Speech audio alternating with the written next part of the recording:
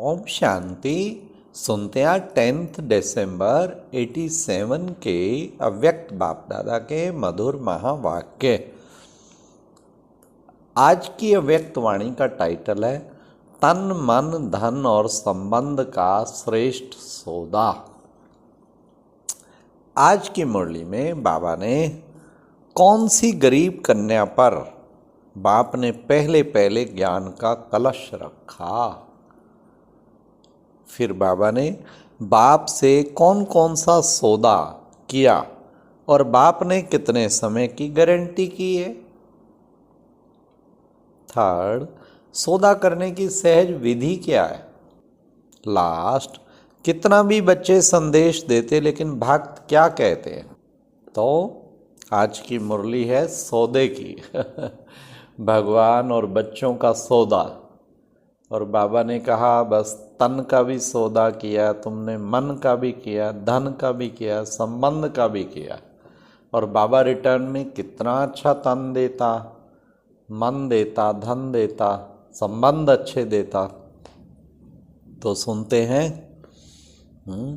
10 दिसंबर 87 की मुरली, तन मन धन संबंध का श्रेष्ठ सौदा। आज सर्व खजानों के सागर रत्नागर बाप अपने बच्चों को देख मुस्कुरा रहे कि सर्व खजानों के रत्नागर बाप के सौदागर बच्चे, अर्थात सौदा करने वाले कौन हैं और किससे सौदा किया है। परमात्म सौदा देने वाले और परमात्मा से सौदा करने वाली सूरतियां कितनी भोली हैं और सौदा कितना बड़ा किया है। यह इतना बड़ा सौदा करने वाले सौदागर आत्माएं हैं। यह दुनिया वालों की समझ में नहीं आ सकता। दुनिया वाले जिन आत्माओं को नाउम्मीद, अति गरीब समझ, असंभव समझ किनारे कर दिया कि ये कन्याएं माताएं परमात्म प्राप्ति के क्या अधिकारी बनेंगे, लेकिन बाप ने पहले माताओं कन्याओं को ही इतना बड़े से बड़ा सौदा करने वाली श्रेष्ठ आसामी बना दिया। ज्ञान का कलश पहले माताओं कन्याओं के ऊपर रखा। यज्ञ माता जगदम्बा निमित्त गरीब कन्या को बनाया। वाह, माताओं के पास फिर भी अपनी कुछ ना कुछ छिपी हुई प्रॉपर्टी रहती है, पोतलियां रहती है लेकिन कन्या माताओं से भी गरीब होती है। तो बाप ने गरीब से गरीब को पहले सौदागर बनाया और सौदा कितना बड़ा किया, कितना बड़ा। जो गरीब कुमारी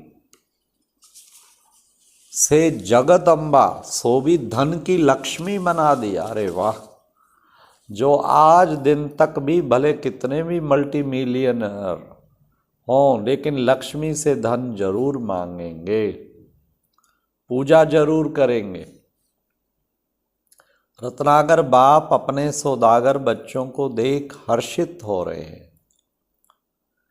एक जन्म का सौदा करने से अनेक जन्म सदा माला माल भरपूर हो जाते हैं। और निमित्त सौदा करने वाला भल कितना भी बड़ा बिजनेसमैन हो, लेकिन वे सिर्फ धन का सौदा, वस्तु का सौदा करेंगे। एक ही बेहद का बाप है जो धन का भी सौदा करते और मन का भी सौदा करते, तन का भी और सदा श्रेष्ठ संबंध का भी सौदा करते।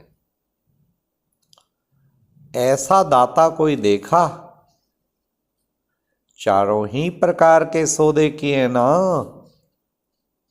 तन सदा तंदुरुस्त रहेगा और मन सदा खुश, धन के भंडार भरपूर और संबंध में निस्वार्थ सने। और गारंटी है, आजकल भी जो मूल्यवान वस्तु होती है उसकी गारंटी देते हैं, 5 वर्ष 10 वर्ष की गारंटी देंगे और क्या करेंगे। लेकिन रत्नागर बाप कितने समय की गारंटी देते हैं। अनेक जन्मों की गारंटी देते हैं। चारों में एक की भी कमी नहीं हो सकती। चाहे प्रजा की प्रजा भी बने, लेकिन उनको भी लास्ट जन्म तक अर्थात त्रेता के अंत तक भी ये चारों ही बातें प्राप्त होंगी। ऐसा सौदा कब किया? अब तो किया है ना सौदा। पक्का सौदा किया है या कच्चा? परमात्मा से कितना सस्ता सौदा किया है? क्या दिया और कोई काम की चीज दी? फॉरेनर्स बाप दादा के पास सदैव दिल बनाकर भेज देते हैं। पत्र भी दिल के चित्र के अंदर लिखेंगे,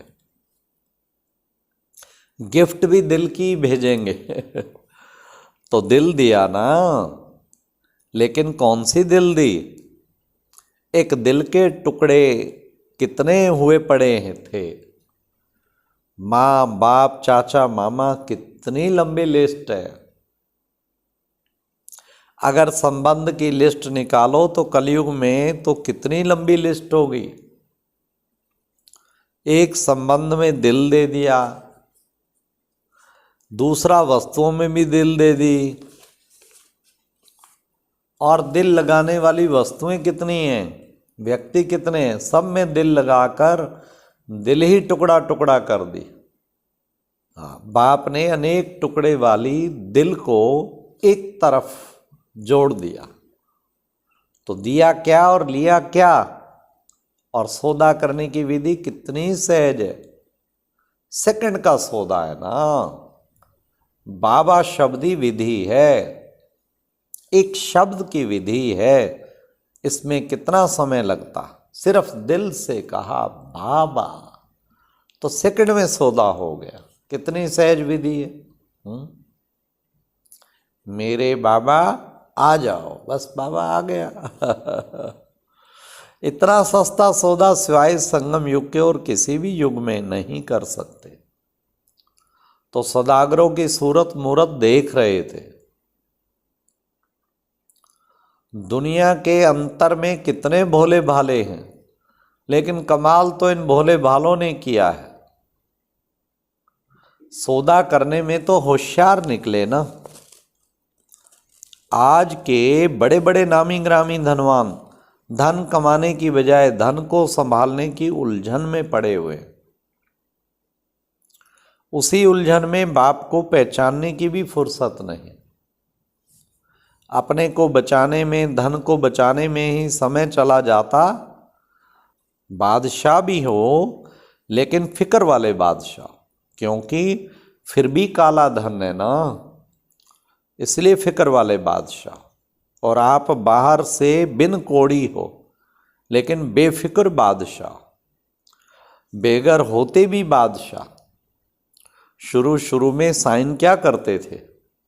बेगर टू प्रिंस। अभी बादशाह और भविष्य में भी बादशाह।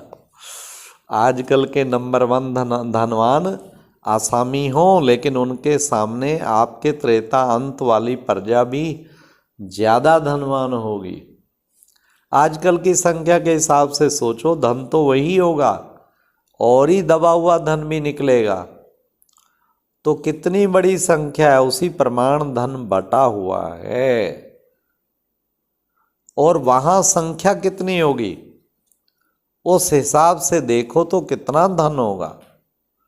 प्रजा को भी प्राप्त कोई वस्तु नहीं है। बादशाह हुए ना। बादशाह का अर्थ यह नहीं कि तख्त पर बैठे बादशाह, अर्थात भरपूर, कोई अप्राप्ति नहीं, कमी नहीं। तो ऐसा बाबा ने कहा, तो ऐसा सौदा कर लिया है या कर रहे हो, या अभी सोच ही रहे हो। कभी कोई बड़ी चीज सस्ती होती है ना और सहज मिल जाती है ना, तो भी उलझन में पड़ जाते हैं, पता नहीं ठीक है व नहीं। ऐसी उलझन में तो नहीं हो ना, क्योंकि भक्ति मार्ग वालों ने सहज को मुश्किल बनाकर और चक्र में डाल दिया। तो आज भी बाप को उसी रूप में ढूंढते रहते हैं। छोटी बात को बड़ी बात बना दी है, इसलिए उलझन में पड़ जाते। ऊंचे ते ऊंचा भगवान उनसे मिलने की विधियां भी लंबी चौड़ी बता दी है। उसी चक्र में भक्त आत्माएं सोच में ही पड़ी हुई है। भगवान भक्ति का फल देने भी आए हैं, लेकिन भक्त आत्माएं उलझन के कारण पत्ते पत्ते को पानी देने में ही बिजी है। कितना भी आप संदेश देते हो तो क्या कहते हैं, अरे इतना ऊंचा भगवान ऐसे सहज आए, हो ही नहीं सकता। इसलिए बाप मुस्कुरा रहे हैं कि आजकल के चाहे भक्ति के नामी ग्रामी, चाहे धन के नामी ग्रामी, चाहे किसी भी ऑक्यूपेशन के नामी ग्रामी अपने ही कार्य में बिजी हैं। लेकिन आप साधारण आत्माओं ने बाप से सौदा कर लिया। पांडवों ने पक्का सौदा कर लिया ना। डबल फॉरेनर सौदा करने में होशियार है। सौदा तो सबने किया, लेकिन सब बात में नंबरवार होते हैं। बाप ने तो सभी को एक जैसे सर्व खजाने देने की आवश्यकता ही नहीं है।